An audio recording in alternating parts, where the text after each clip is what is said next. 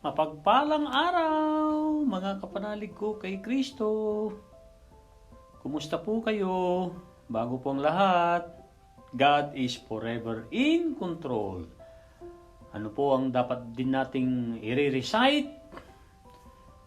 Tatandaan na manuot sa ating isipan at kalooban ang Psalms chapter 23 verse 6.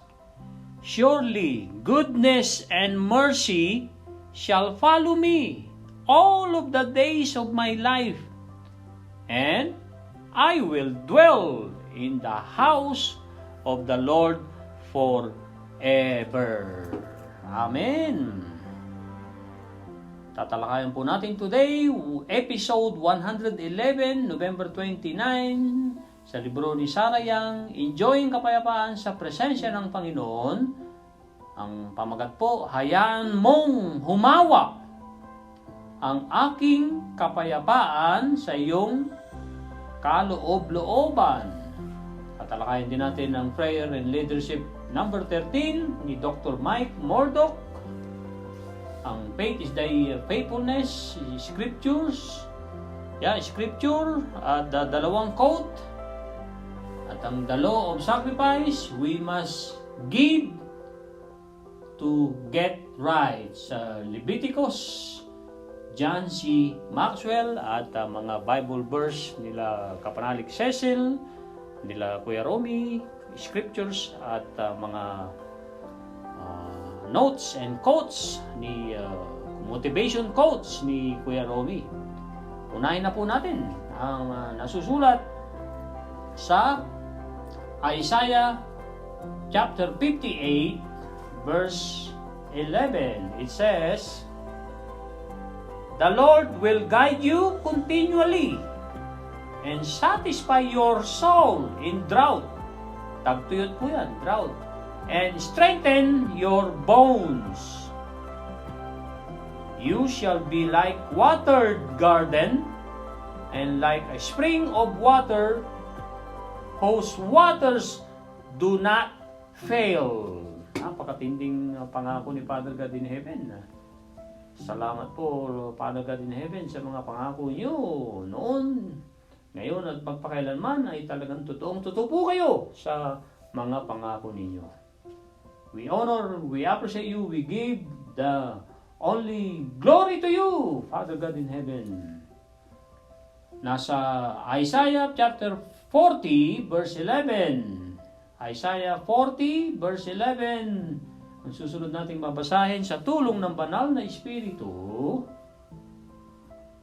It says, "He will feed his flock like a shepherd. He will gather the lambs with his arm and carry them in his bosom, and gently lead those who are with young." 500 to 800 years before Christ po ito. Ito na po yung sinabi na gagawin or ginawa ni Lord Jesus Christ. Sa panahon ni Isaiah, ito yung gagawin ng Messiah at ginawa nga na tupad po ito sa pagpunta rito sa atin ni Lord Jesus Christ. 500 to 800 years before Christ, the prophet of Isaiah, dito po sa Old Testament, book of Isaiah. And then ang scriptures po for today sa Great is Thy Faithfulness, nasa 1 Corinthians chapter 15 verse 55. 1 Corinthians 15 verse 55, it says, "O death, where is your sting? O Hades, where is your victory?" At ang unang motivation quote sa Great is Thy Faithfulness for today, ito po, "When facing death's shadow, remember the light. The shadows bring fear, and the dark shrouds our eyes. But if we turn to face Jesus the light, the shadows will fade as He brightens our skies. Binahagi po yan ni Lee. Initial Lee. Great is thy faithfulness. Number 2, motivational quote. Ay few words lamang pero powerful. Ito po. Sunset in one land is sunrise in another. Ulitin po natin ng sabay-sabay mga kapanalig. Active participation dramatically affects our success conscious mga kapanalig.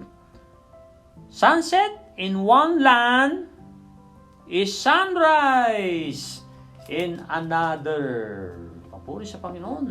Ang dalawang scriptures na binahagi ni Kapanalig Cecil, ito po, number 1, 1 Corinthians chapter 16, verse 14. 1 Corinthians 16, verse 14, it says, let all that you do be done in love. At Tagalog po ang sumunod, nasa unang aklat ni Pedro, pang-4 na kabanata, versikulo 10, verse 10. Bilang mabubuting katiwala ng iba't ibang kaloob ng Diyos, gamitin ninyo ang kakayahang tinanggap ninyo sa ikapakipakinabang ng lahat. Share the blessings po yan ng ibig sabihin. Dahil kaya ka magbibigay kasi mahal mo ang Diyos at nire-recognize mo, alam na alam mo sa isip at puso mo na lahat ng mga tinatanggap mo ay binigay ng Ama sa langit. Dapat mong ibigay yung halos hindi mo na halos magamit or kaysa naman istakin mo lang sa iyong mga cabinets, ipamigay yan para mabigyan kang muli. Parang the law of vacuum prosperity. Tignan nyo ang vacuum machine. Pag puno na yung vacuum bag, yung lagayan ng dumi, hindi na ihigop. So, kailangan mo tanggalin yung dumi, tanggalin yung laman, para malagyan muli, para makahigop muli. Ganyan ang the law of vacuum of prosperity. Magbigay ka ng taos-puso kasi patuloy kang binibigyan ng Panginoon. Yung nakalagay sa Great Britain na blacksmith motivational quote about giving, sabi ng merchant na nakasabit yung quote sa wall business establishment ng merchant, nakalagay doon, sabi ng merchant, ano? Magbibigay muli ako? Sagot ng anghel, yes. Bakit? Panagbigay ko. Hindi na ako tumigil sa pagbibigay. Sabi ni angel, sagot niya doon sa merchant, huwag kang tumigil na magbigay kasi hanggat hindi ka tinitigilang bigyan ng Ama sa langit, huwag kang tumigil na magbigay. So, hindi tayo tinitigilan ng Ama sa langit na bigyan ng mga biyaya. So, tanggapin natin lahat yan at ibigay para mabigyan ka muli. The law of sowing and the law of reaping. The law of giving and the law of receiving, mga kapanalig. Ito po ang mga binahagi ni Kuya Romy. Napakasipag shoutout sa iyo, Kuya Romy, kay Sister Jean, at sa lahat sa inyo mga kapanalig na napakaganda ng mga sinishare araw-araw ng ating Kuya Romy. Papuri sa Panginoon na mayroon tayong Kuya Romy de Vera Cruz Jr. Ang una niyang binahagi nasa Salmo chapter 49 verse 20. Ang taong mayaman na hindi nakakaunawa ng katotohanan ay mamamatay katulad ng mga hayop. Sabi naman ni Father Jeff Manlapig, galing pa rin kay Kuya Romy, sa TV Maria Philippines po ito, Sabi ni Father Jeff Manlapig, let the example of the martyrs and our persecuted brethren inspire and challenge us to live our faith. Dugtong pa niya, we remember those who are being persecuted because of our faith in our world today. Sabi din ni Sister Rose Agtarap, FSP. Mamaya tatalakayin po natin ano po yung FSP, Daughters of St. Paul. Mga madre po ito. Bahagi pa rin ng TV Maria Philippines social media platforms. Ito po. Kung tatalikdan natin ang lahat ng ating ari-arian, ang nakasanayang buhay, pati na ang lahat ng galit at sama ng loob. Ulitin ko po yan. Pati na ang lahat ng galit at sama ng loob, malaya tayong makakaharap sa kinabukasang puno ng pag-asa. Ulitin natin ng sabay-sabay yung huling words. Malaya tayong makakaharap sa kinabukasang puno ng pag-asa. Napakaganda po. At sabi naman ni Bishop Roderick Pabilios sa First Things First, TV Maria Philippines, social media platforms pa rin ng Catholic Church. Dasal po ito. Sinisiyasan mo ako, O Panginoon. Kilala mo ang bawat iniisip ko at ang pangyayari sa buhay ko. Liwanagan mo po ako. Amen. Ito na po ang number 13, Leadership of Jesus Christ. Jesus developed a passion for His goals. At isang highlight po rito na nasusulat sa Colossians chapter 3, verse 23. And whatsoever ye do, do it heartily as the Lord and not unto men. Ano man ang ating ginagawa, ay gawin natin para sa Diyos, hindi para sa mga tao. Kung tayo'y nagtatrabaho, ang ating trabaho ay galing sa Diyos, iniaalay natin ang magandang serbisyo, pinagbubuti natin ang ating serbisyo, pakikitungo sa kliyente, sa lahat ng mga kasama sa kumpanya, at nire-respeto ang kumpanya, pati ang boss, hindi tayo nag-gossip, hindi natin chinichismis ang mga amo, ay ginagawa natin yan for the Lord, dahil mahal naman natin ang ating Panginoon. At mabibiyayaan po tayo pagka ang lahat ng ginagawa natin ay para sa Panginoon. Pati ang mga paglilinis, kung tayo'y naglilinis sa bahay, sa ating opisina, kami sa RSC Cleaning, kami po ay naglilingkod at naglilinis ng mga commercial buildings, minsan sa residential, pero mostly ay commercial. So ginagawa namin yan, ang turing po namin ay pinaglilingkuran namin ang Panginoong Hesus through sa kanyang mga kliyente na ipinagkakaloob sa RSC Cleaning. Ito na po ang prayer.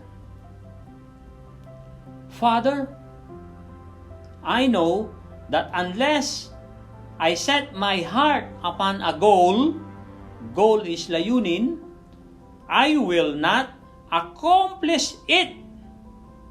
I ask that you give me the diligence and wisdom to turn your goal into my strongest desire. I will only get out of something, I will only get out of something what I have put in it.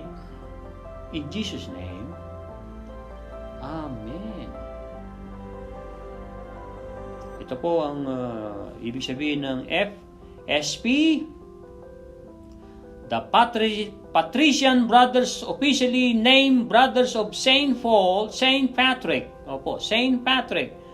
Sa Latin po, Congregatio Pratum as Sancto Patricio. So yan po ang FSF.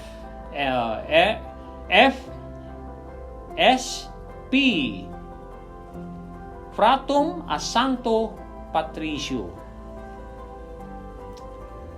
is abbreviated by a Catholic religious congregation of pontifical right for men, founded for the religious and literary education of the youth and the instruction of the faithful in Christian piety. Ang pontifical ay pontifical is in the Roman Catholic Church relating to the Pope.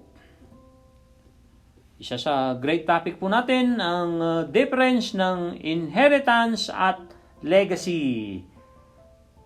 Page 698 ni John C. Maxwell Leadership Bible. Ano po ba ang mga inheritance? Ano ang binibigay ng mga namamana natin?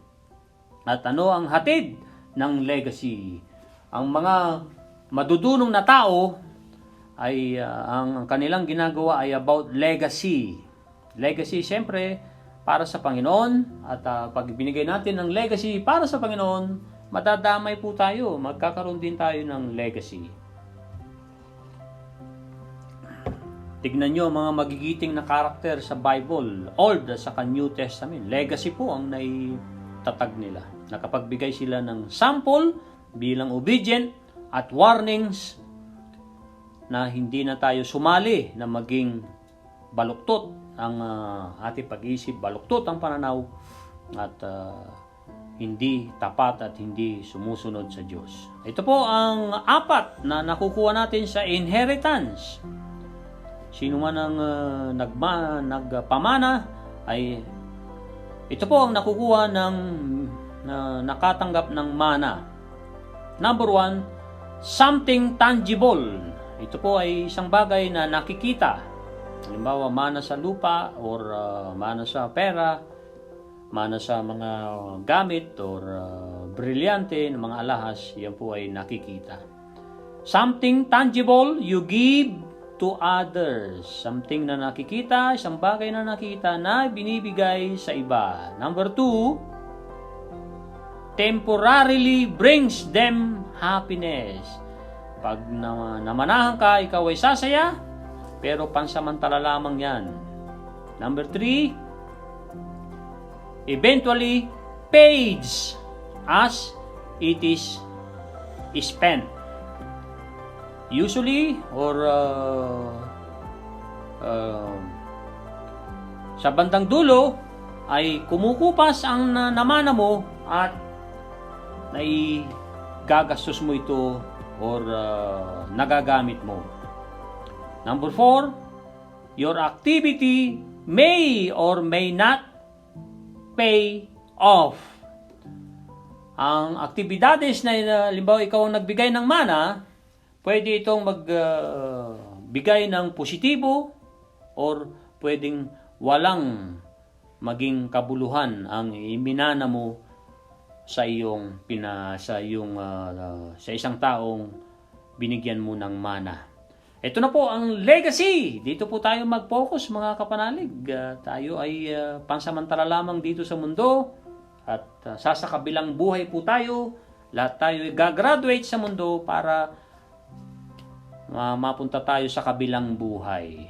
At sikapin natin at magpatulong tayo sa Holy Spirit na lahat ng ating gagawin ay kinalulugdan ng Diyos. Kung nagkamali man, nabigo man, ay humingi ng kapatawaran sa Diyos at bumalik sa high road. Ibig sabihin ng high road ay matarik na daan, mahirap na daan yan para sundin ng ating Panginoon, pero nandyan ang Holy Spirit para tayo'y tulungan. Ito na po ang legacy. 4. Number 1, something tangible you place in others. Ito isang bagay na nakikita na inilagay mo sa ibang tao. Halimbawa, na mentor mo, na coach mo, ay katulad ko, marami akong naging teacher, lalong-lalo na ang spiritual advisor kong si Dr. Sandra Rayson Pon. Ang funeral ay December 11. Ipiniture ko siya sa episode 93. Sinabi ko yung mga kabutihan niya. So, in return naman sa pinagkaloob niya sa aking mga dunong, mga malasakit, mga tulong, ay nakikita naman sa akin. Sa bunga ko rin na yung ginagawa ko ngayon, katulad ng podcast daily, at pag-post ng mga motivational quote at mga scriptures, ay bunga yan ng mga taong nag-quote sa akin. Si Coach Peter Newfield ay kinusa ko sa business. Sila John Rensack, tinuruan niya rin ako para mag-marketing. Yan ay nakita, nagbunga. So, hinalimbawa ko lamang po sa akin. So, kung ano ang mga naitulong sa inyo ng mga ibang tao na naturuan kayo, yan ay tanawin natin ng utang na loob. At ang the best, pinakamahusay ng pagtanaw ng utang na loob ay gawin mo din yung ginawa sa iyo, or higitan mo pa yung itinulong sa iyo sa ibang tao. Pwede rin doon sa nagtulong sa iyo, pero usually mas the best, bayad ka sa utang na loob mo sa kanya, sa tulong na ginawa niya, kung ikaw ay tutulong sa ibang tao, lalo na yung mga hindi mo kakilala. Number 2, na legacy, permanently transform them. Permanente po, na nababago ang mga taong tinuruan mo ng mabubuti. Lalo na binigyan mo ng ilaw, pinalakas mo ang kanilang ilaw, sila ay aminado na mahina ang kanilang ilaw noon, konti lang ang kanilang nalalaman sa kanilang trabaho, sa kay Kristo lalo na ay pinalakas mo ang kanilang loob at pinalakas mo ang kanilang ilaw, ay yan ay permanenteng nagpapabago sa mga tao. Yan ang matinding isa sa legacy, mga kapanalig. Number 3, na legacy lives on long after you die. Ito ay nananatili. Kahit matagal ka nang gumraduate. Kahit matagal ka nang gumraduate. Gumraduate means sumakabilang buhay. Matagal ka nang wala pero naalala ka ng mga tao dahil sa mabubuting ginawa mo. Tignan nyo si Saint Paul, di ba? Sinulat niya ang over half of the New Testament. Kahit si paborito kong General Joshua na nagsimulang bilang alila ni Moses, ay nagtayo din ng legacy. Number 4, na legacy, your activity becomes achievement. Kung doon sa number 4 na inheritance ang yung pagbibigay, yung mga ginawa sa tao na ibinigay mo man ng mana or anumang mga naibigay mo,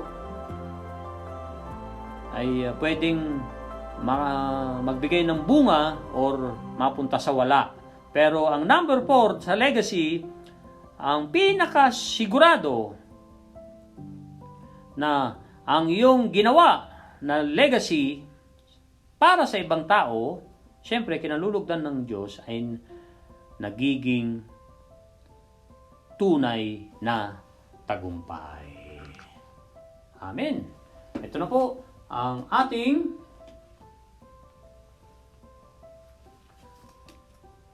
episode 111. Yung unang dalawang Isaiah, the book of Isaiah, ay diyan po ibinase ni Sarayang ang napakagandang mensahe ni Lord Jesus Christ para sa ating lahat.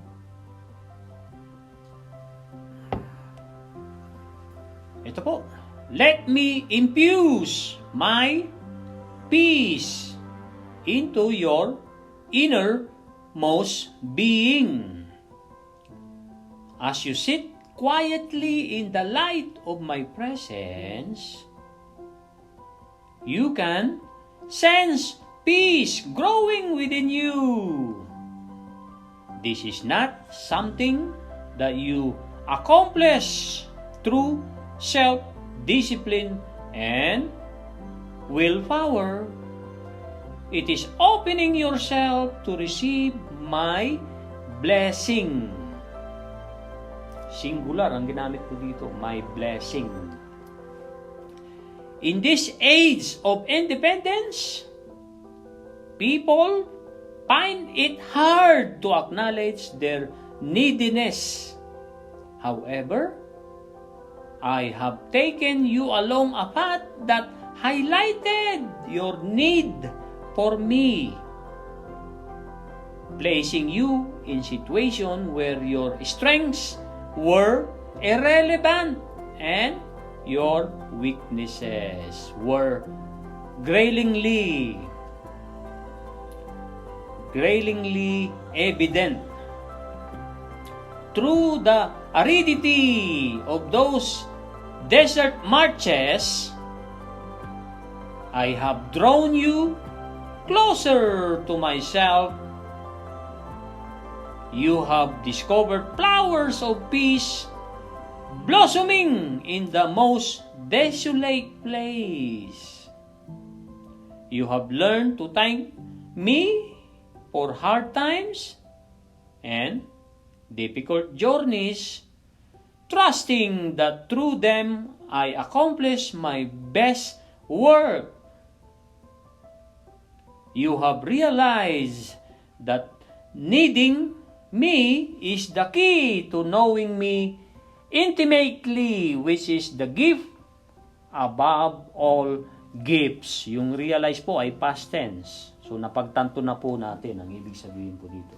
Ang ibang mga translation dito sa mga salitang medyo malalim na wikang Ingles tulad ng infuse ay humawa or bahawaan. Ang innermost ay kaloob-looban. Ang neediness ay pangangailangan. Independence, of course, kalayaan. Willpower ay kagustuhan. Grillingly ay pananaliksik or panlilisik. Panlilisik po ang grillingly. And then ang desert marches ay deserto na nagmamarcha. Highlighted ay minarkahan. Aridity ay tigang. Desolate ay mapanglaw. Blossoming ay namumulaklak. Ito na po ang ating pagninilay-nilay sa ating wika, mga kapanalig, para manood at in your notes, mga kapanalig. Kapag nakapag-notes po tayo, ay ibahagi natin tulad ni Kuya Romy. The best way to learn is to teach. Ang pinakamahusay na paraan para matuto pa tayo ay magturo tayo.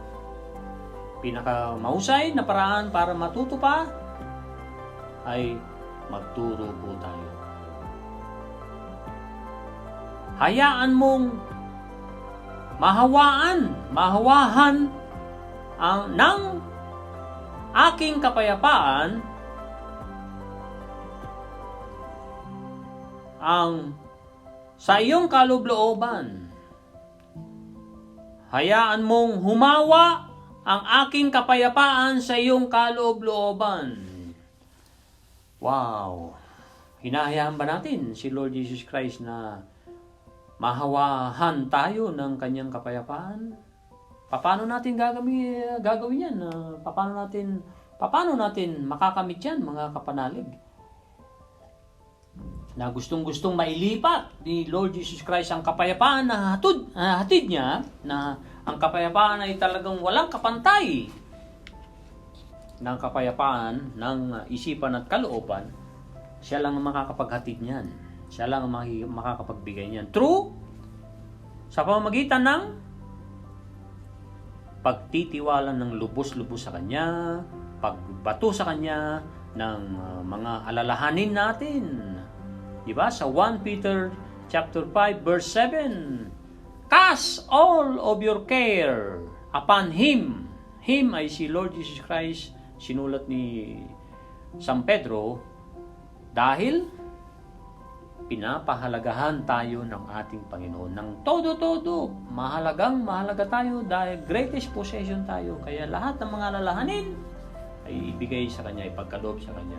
Dahil, sabi rin ni Lord Jesus Christ sa atin lahat, sa mga gospel niya, ay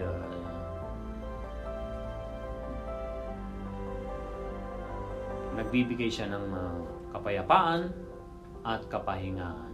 My yoke is easy and my burden is light. Yoke, yung something na pampabigat sa leeg ng mga animals, kasi binibigatan yun para hindi makalayo ang mga animals ng ancient Israel. So ang pamato ni Lord Jesus Christ ay magaan na magaan. Kaya sa Kanya tayo lumapit, mga kapanalig. So hayaan natin na humawa ang kapayapaan na hatid ni Lord Jesus Christ sa ating kaloob-looban through meditation, mga kapanalig, through silence.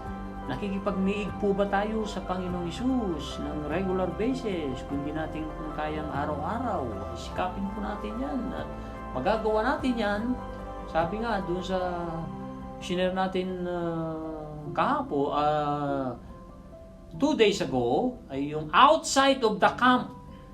Sa labas ng kampo, sa labas ng bahay mo, or sa labas ng ingay. Kung hindi ka makakalabas nga ng bahay, lalo winter time, at wala kang panahon na lumayo, ay gumising ka ng maaga, kapanalig, at makipagniig ka kay Lord Jesus Christ kahit ilang minuto lamang, ay talagang lalo kang mananabik sa Panginoong Jesucristo at lalo kang mauuhaw na siya ay pagsilbihan, na mauuhaw para alamin pa ang mga bagay-bagay na ipinagagawa sa iyo. At binibigyan niya tayo ng lakas, mga kapanalig, sa lahat ng mga pinapayagan niyang pagsubok. Amen? Sa pag-upo mo ng tahimik sa ilaw ng aking presensya, pagdudugtong ni Lord Jesus Christ sa atin lahat, mananahan sa iyo or mapagtatanto mo ang kapayapaan na lumalago sa iyo, anak. Ito'y bagay na hindi kayang matupad through sa sariling disiplina at sariling kagustuhan. Bagkus, ito'y pagbubukas ng iyong sarili para tanggapin ang biyaya. Sa panahon ngayon ng kalayaan, ang mga tao ay umihirap ang kanilang sitwasyon sa buhay nila na para alalahanin ako at ang kanilang pangangailangan sa akin. Subalit, I have taken you along a path that highlighted. Subalit,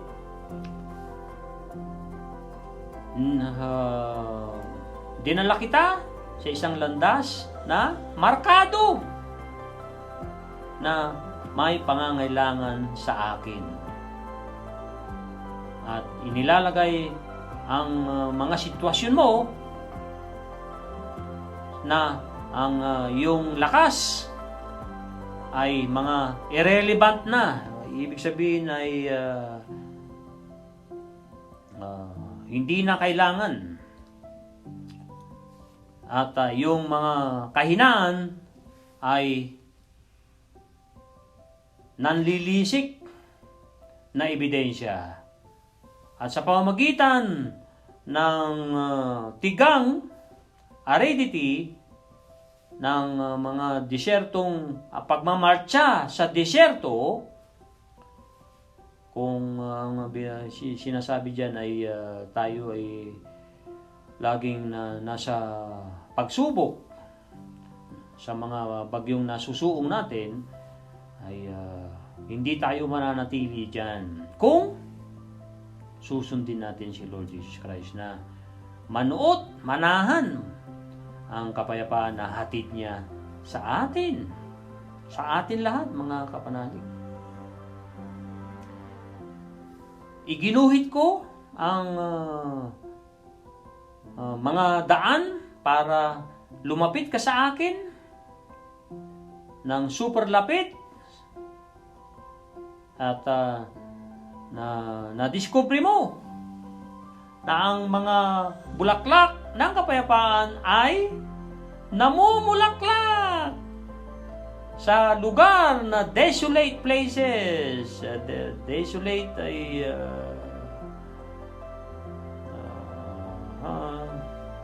bigla akong na ito. Desolate ay mapanglaw. Mapanglaw na mga lugar. Natuto ka, anak, na pasalamatan ako kahit sa hirap ng panahon, kahit na napakaraming pasakit, bagyo sa buhay mo na nilalandas mo. Dahil pinagkakatiwalaan mo na ako ngayon, at sa pagtitiwala na yan ay natutupad mo ang aking mahusay na trabaho. Ang ibig sabihin ni Lord Jesus Christ po dito, sa pagtitiwala natin sa Kanya, kahit mahirap ang ating mga nilalandas, sa landas na ating napili, mga journeys, mga landas, kung nagtitiwala tayo ng lubos-lubos sa Panginoon, ay natutupad natin ang mahusay na trabahong ipinagagawa sa atin. At napagtanto mo, ang pangangailangan mo sa akin ay siyang susi na para alamin ako at makipag-niig ka sa akin, makipag-collaborate ka sa akin ng intimately, na malapit na malapit. Ito ay napakatinding regalo ng above all gifts, ng mas higit sa mga regalong ipinagkakaloob ko sa iyo. Ang ibig sabihin dito, yung pagtitiwala natin sa Panginoon, na kahit nahihirapan tayo, ay super nagtitiwala pa rin tayo sa Panginoon, at pinipilit nating at hinahayaan nating humawa ang kapayapaan ni Lord Jesus Christ sa ating kaloob-looban. Amen. Ito na po, mga kapanalig, ang napakagandang Leviticus na lessons ni John C. Maxwell, the Maxwell Leadership Bible.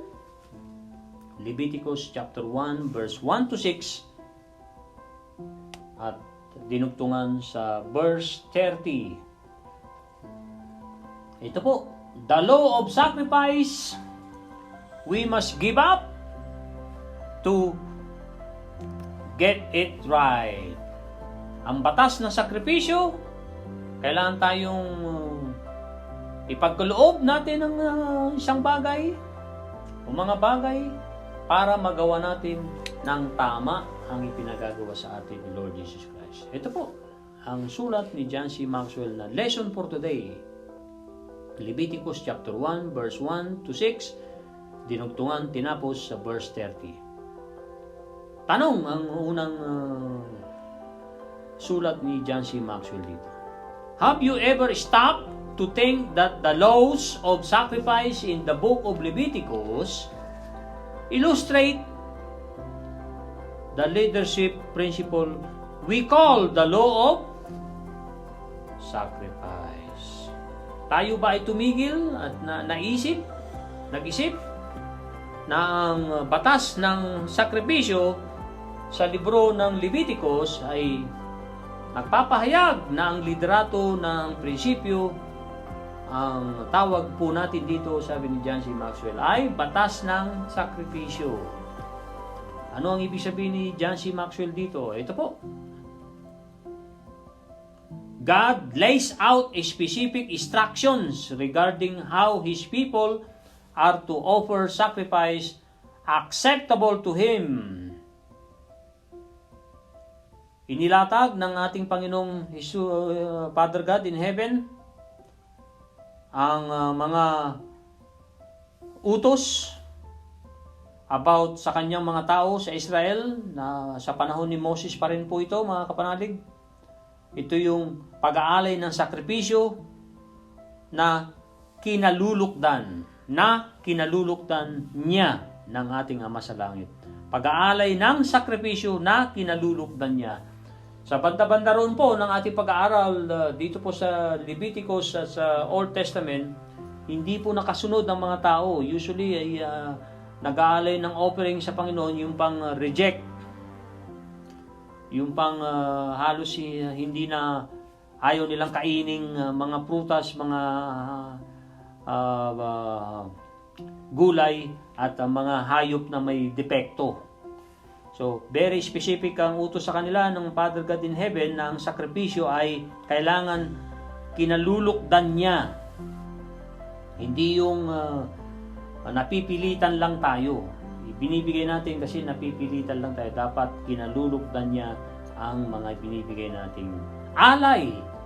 Pasasalamat sa Panginoong Ama sa Langit. Amen?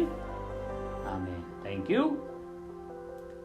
He makes it abundantly clear that they must give up certain things in order to get right with Him.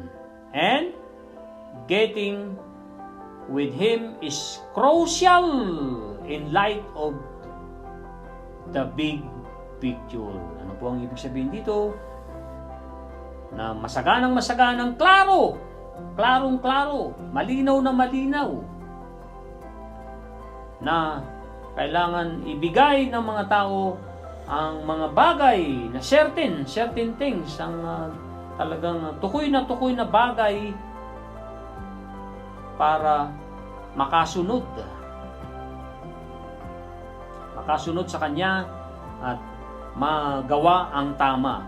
Iyan ay pinaka-crucial, pinakamahalaga na ilaw ng the big picture. Ano pa ang ibig sabihin ni John C. Maxwell dito? Pagtutuloy niya, Cain and Abel, si Cain at saka si Abel, unang dalawang anak ni Tatay Adan at ni Nanay Eva, hinalimbawa ni John C. Maxwell dito. Cain and Abel made the first offerings recorded in the Bible. So malinaw na malinaw po yan. Si Cain at saka si Abel ay naitala na sila ang unang nakapagbigay ng alay na nai-record sa Bible, which is sa Genesis po yan. The early leaders of the Old Testament made sacrifices to God wherever they settled. Naitala po sa Lumang Tipan ang mga taong nag-alay talaga ng totoong sakripisyo, ng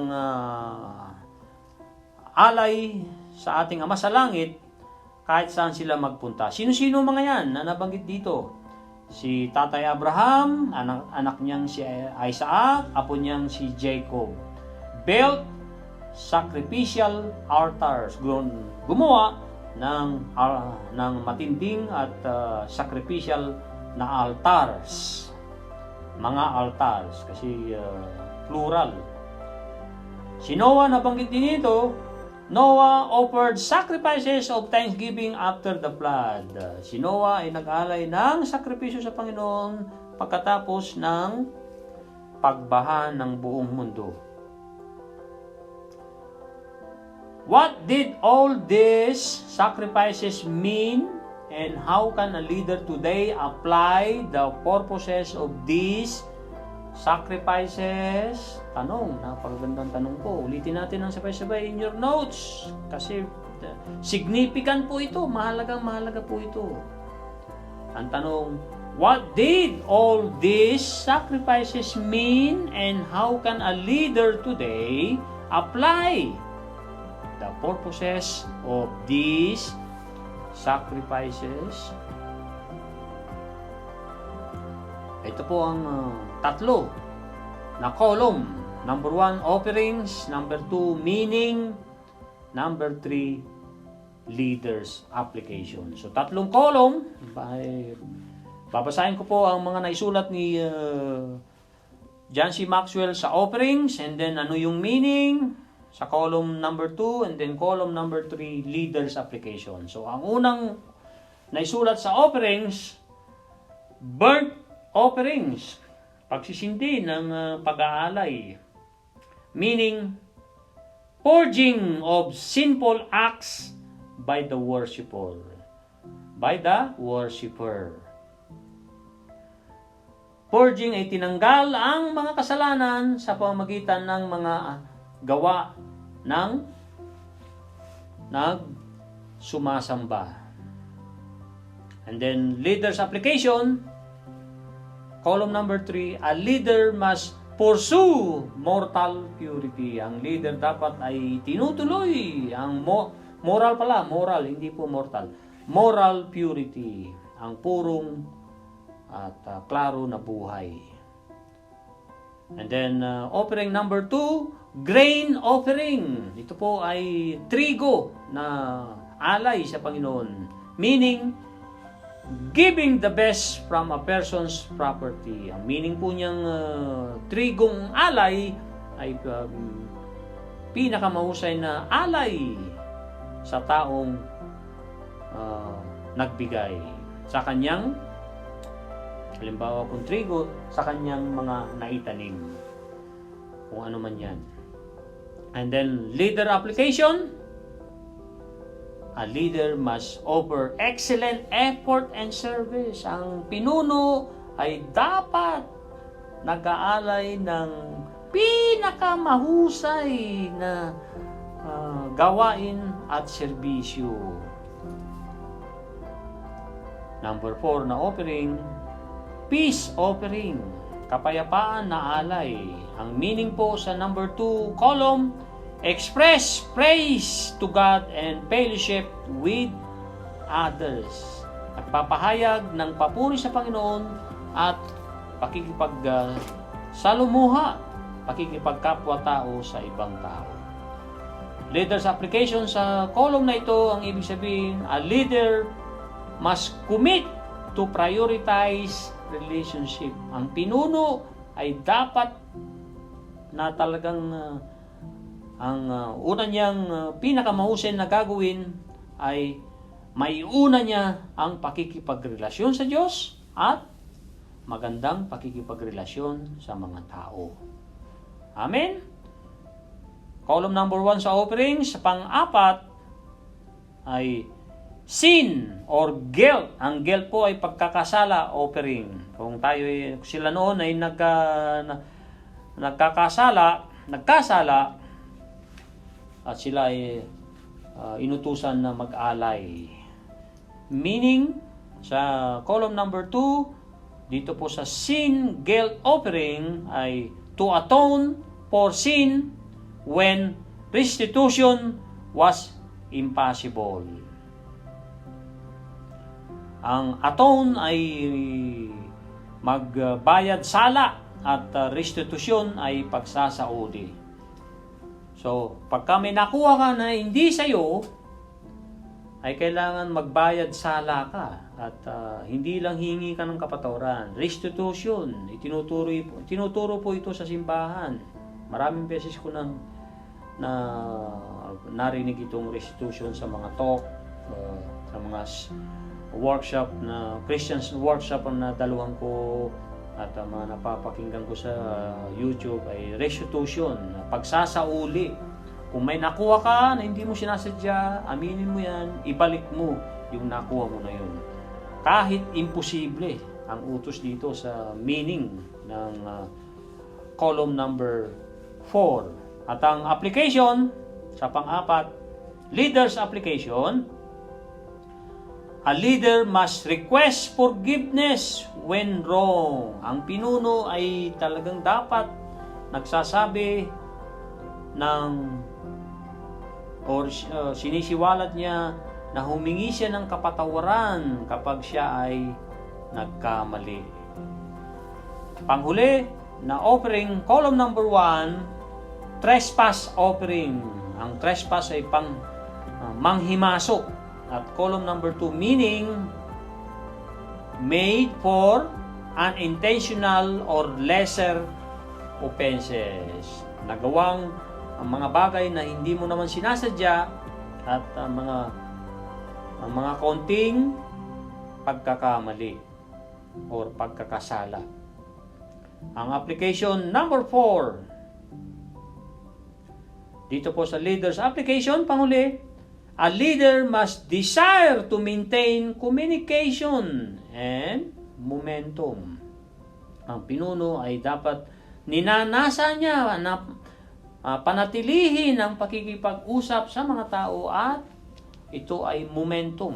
Momentum ay tuloy-tuloy po yan ang ibig sabihin ng pagkakaunawa ko. That's it mga kapanalig. Ano po ang lagi nating tatandaan? God is forever in control. If we strive to thrive for God's greater glory, we can absolutely thrive with God's grace. Repetition is the mother of skills, mga kapanalig. So, kung nagandahan kayo at may mga napupulot kayo rito sa ating YouTube daily podcast, ibahagi ninyo, isulat ninyo, at isabuhay ninyo, at humingi ng tulong sa banal na Espiritu para maisabuhay ito. Mamunga tayo, mga kapanalig, because if we aren't growing, we are dying. We are called to grow. Tinawag tayong lumago, mga kapanalig. Bye-bye now. God bless everyone.